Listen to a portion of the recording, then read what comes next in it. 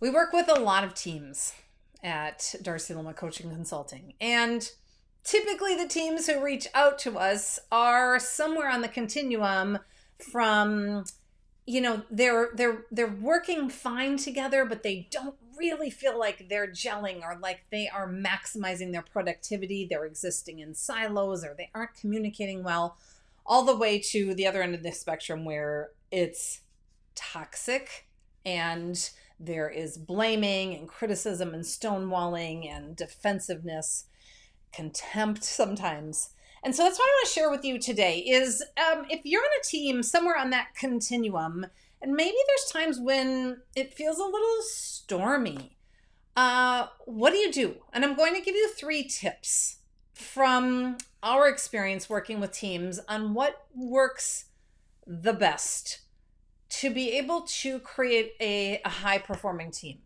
And I want to ground this in some research from Dr. Bruce Tuckman from decades ago. And it's been evolved and shifted slightly in different ways over the past, but the core research has stayed solid throughout this time, that teams go through 4 phases. You start by forming. You go from being individuals in different jobs or roles to coming together and forming as a team. Next stage is storming, where there is, so in the forming stage, it's like the honeymoon period and like, oh, I love this company and this organization is so great. My coworkers are wonderful and nobody can do wrong. To the storming, it's like where you start to notice, oh, I didn't know that my boss was just such a micromanager and in the weeds and wants to know every single detail.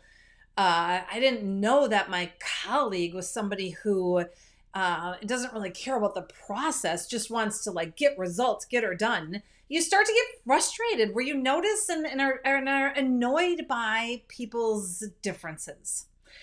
The third phase is norming, where you start to tolerate and accept those differences. And you realize like, okay, that's just how she is. That's just, and you sort of accept that and you norm around it. Like, okay, I'm just going to do this in order to navigate those differences. And then the final phase is performing, where you aren't just accepting or tolerating those differences, you are appreciating them. You're maximizing the different personalities and differences on the team for the greatest success. So here's what I want to tell you is this is not about avoiding the storm. We have a lot of organizations that we work with who have a culture that they try to avoid the storm. They pretend it's not raining. And as a result, people are sort of walking on eggshells. They're playing nice. They're pretending that things are okay. The problem with that is you never make it to the high performing stage.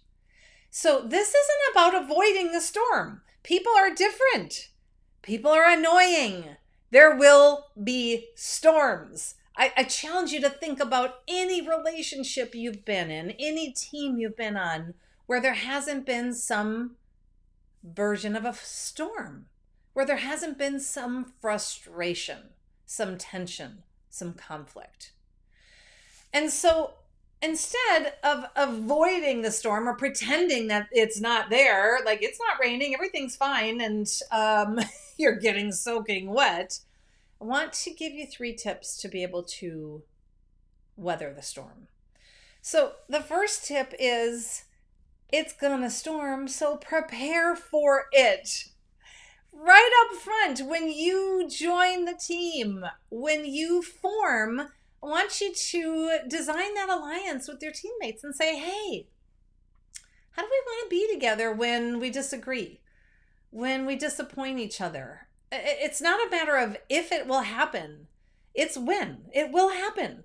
And so you prepare for it when it comes. It's like, oh yeah, here comes the storm. We got an umbrella. We have our plan. We know exactly what to do. You don't leave it to chance. Tip number 2 is to name it.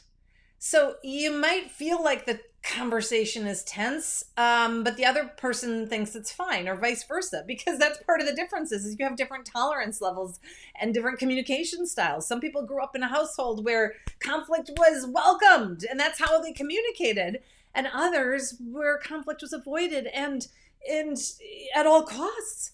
So there's different comfort levels. And so it's helpful to be able to name what you're feeling so that your colleagues don't make up stories about why you're shutting down. And to say, hey, so I'm just noticing things feel a little stormy. I'm noticing that there's a little tension, or it feels like we're all kind of pulling back and people are shutting down a little bit. What are you noticing? And just name what it is that you are experiencing in the emotional field, and then get curious and ask others what their experience is and ask them to name it. And then tip number 3 is to be vulnerable. Don't say everything is fine if it's not fine. And I know this is hard. I work with a lot of teams that are in conflict. It's hard. It's easier to just say, I'm fine. But the reality is, in order to get to the high performing, if you can share and be vulnerable and say, I'm feeling unsafe. I'm feeling like the culture here and the environment is really tense. And when I say something that where I disagree, I feel like people just shut me down. This is how I feel. And it doesn't feel good. So if you can be vulnerable to name when you're in the middle of the storm, it can be incredibly powerful. Vulnerability breeds vulnerability. And so, as always, I'm going to end this with a core workout, because Thoughtfully Fit core, the model, that is Thoughtfully Fit, at the core of the model are 3 simple steps that you can always go back to. So when you're noticing those storm clouds are appearing, I want you first to pause and think, what's feeling stormy right now? What do I need to share with my team or my colleague? And then act by leaning into the storm and sharing it and being vulnerable and naming it.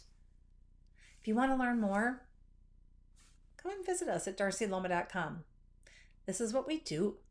And it's what we love to do. We love to help teams prepare for and navigate effectively those storms to get to high performing so they can be thoughtfully fit in all of their interactions. Thank you so much for joining me. Feel free to leave a comment and or a question. Share this with others. That is the biggest compliment ever, when you engage and give us some feedback and share it with other people you think might benefit from this. Thank you, everybody. Happy Thoughtfully Fit Thursday. Take care.